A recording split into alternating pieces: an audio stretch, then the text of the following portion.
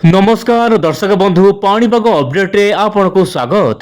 देशर विभिन्न भाग में प्रबल मात्रा रे गरम बा ग्रीष्म प्रवाह वर्तमान देखा मिलूँ।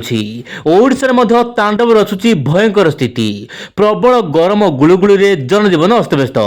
आसुची लघुचाप आसुची बात्या यही सब जिले रह वर्षा कमिब गरम गुलुगुली मौसुमी नहीं आसला बड़ खबर। ये समस्त अपडेट आसतु आज भिडियो आलोचना करवा। दर्शक बंधु चैनल नुआ थे चैनल को सब्सक्राइब करूँ और चैनल बॉक्स रे लिखंतु जय जगन्नाथ। आप देखो बर्तमान समय मोबाइल स्क्रीन रे प्री मॉनसून बा प्राक मॉनसून वर्षा आरंभ हो जाइछि। गोवा केरल सहित दक्षिण भारत में एपटे ओडिशा केतक अंचल में काल बैशाखी वर्षा नहीं पाणीपाग विभाग सूचना। आप देखु मालकानगिरी कोरापुट रायगड़ा गंजाम गजपति और आखपाख अंचल में सामान्य काल बैशाखी तांडव देखा मिल पारे।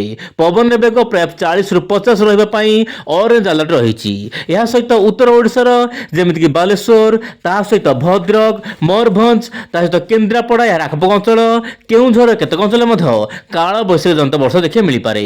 मोटामोटी कह गल दर्शक बंधु 30 जिले में सामान्य काल बैशाखी वर्षा देखा मिल पारे। किंतु काँ भाँ अंचल एवं काँ भाँ अंचल वर्षा हेले गरम गुलुगुली को कमेवाई पाग अनुकूल हो न पारे।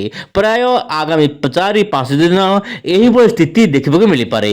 एपटे देखा वायु चल माध्यम कौन रही पाणीपागर बड़ अपडेट। दर्शक बंधु आप देखिपारे मोबाइल स्क्रीन रे जलीय बाष्पूर्ण वायु ओडिशा मध्य को जाऊँगी।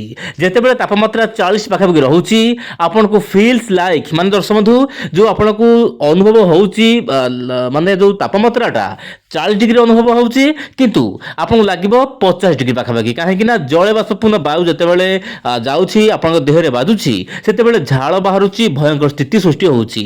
किंतु जहाँ जना पड़ुची आगामी 24 घंटा मध्य ओडिशार जमी उत्तर ओडिशा आभ्यंतर ओडिशा केतक अंचल में काल बैशाखी वर्षा हो पारे।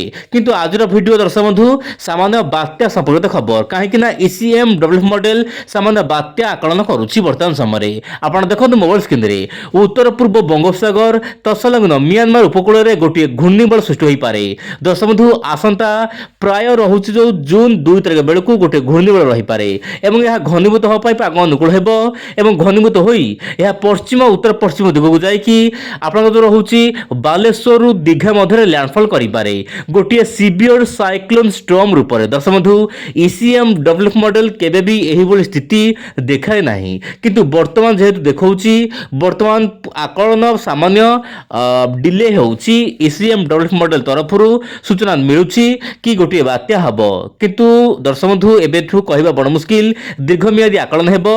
जहाँ जना पड़ुची कोणार्क पुरी ठू नहीं पारादीप मध्य प्रबल अति प्रबल वर्षा हेबो जदि यही स्थिति रोचे। किंतु दर्शक बंधु मुझे चाहिए यही जो ECM डेवलप मॉडल रोचे यह लॉन्ग रेंज फोरकास्ट रोचे यह दुर्बल हो पारे। जदि बात्या दुर्बल न हो सामान्य लघुचाप रूप नहीं फुर्सी जापे कारण ECM डेवलप मॉडल पूर्व आरब सागर लघुचाप देखा पूर्व मॉडल अपडेट दौला किंतु यार आकलन केते सत हम ता आगामी दिन जना पड़। किंतु GPS AI मॉडल आकलन कर समान जगह उत्तर पूर्व अंचल में सृष्टि हेब लघुचाप परवर्त समय यह दिग परिवर्तन कर बांग्लादेश आखपाख अंचल लैंडफॉल कर मौसुमी वायु भल वर्षा कर जहाँ सूचना मिलूँ। किंतु मोटामोटी कहगल दर्शक बंधु आगामी दिन में गोटे लघुचाप आसब दक्षिण पश्चिम मौसुमी वायु को सामान्य इनहांस कर अग्रसर करने पाग अनुकूल हो जहाँ बर्तमान समय मॉडल गुड़िक सूचना मिलूँ। किंतु जहाँ जना पड़ी भारत वर्षर विभिन्न अंचल में तापमात्रा बढ़ पश्चिम उत्तर उत्तर मध्य भारत में प्रबल ग्रीष्म प्रवाह आगामी 4-5 दिन पर्यंत जारी रहिबो। प्रतिदिन पढ़ाइबा खबर पाई उनी जोड़े चैनल सहित जड़ित होई रुहंतु। आज पाई एतिकी नमस्कार जय जगन्नाथ दर्शक बंधु।